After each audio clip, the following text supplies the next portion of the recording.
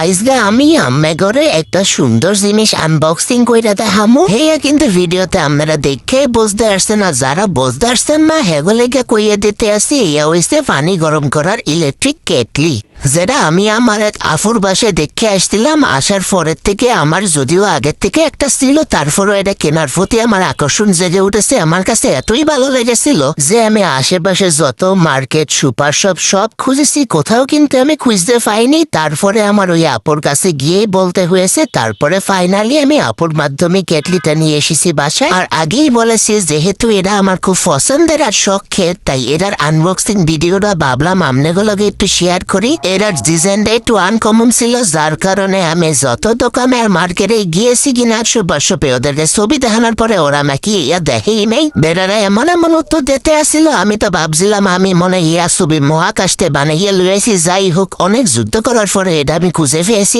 আফুর মাধ্যমে। আসলে আফুর মাধ্যমে কি আফুরে দিয়েই আনাইছি। আফুর অনেক কষ্ট দিয়েছিলাম, ফেরা দিছিলাম এরা কেনার জন্য। যাই হোক আপু, তুমি যদি ভিডিওটা দেখে থাকো তোমাকে অনেক ধন্যবাদ। আর গাইস, করতে চাইছিলাম আনবক্সিং ভিডিও, আমার ফোলার জ্বালায় কি করা যায়, একবার খুলি একবার লাগাই। আমার ফোলা তো ফাঁসি বইয়া আছে, আর ক্যামেরাটারে কেমনে যুক্ত করে লড়াইতেছে, মনে হচ্ছে যে ভূমিকম্প হচ্ছে আমার ঘরের ভেতর। আবার ভূমিকম্প ভাবি কেউ ভুল করিও না, কিন্তু ভূমিকম্প না হয় আমার ফোলায় এমন দুষ্টামি করতে আছে। যাই হোক, ভিডিওতে চলে যায়। এই কেটলিটা কিন্তু কাঁচের ছিল, আমার আগেটা স্টিলের ছিল। ওই একটা কেমন জানি গন্ধ হইতো, যার কারণে কাঁচেরটা কিনলাম। আমার জামাই আবার কইলো কাঁচের জিনিসে খাওয়া নাকি অনেক ভালো বাচ্চাদের জন্য, ডাক্তাররাও নাকি কয়। যাই হোক, যেহেতু নতুন জিনিস এবার একটু ভালো কইরিয়া ঘষা মাজা কইরা লইয়া আইসি। আর পরে এবার চালু করে দেখার পালা। তারপরে আফুরে গোতাইয়া ফোন দিলাম, আফুর থেকে হিজ্ঞা লইলাম এরপরে কেমনে চালু করে। তারপর চালু কইরা দেখলাম বাবা কি সুন্দর করে পানি গরম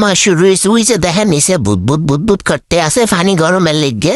একটু পরে যান বলকানি শুরু হয়েছে।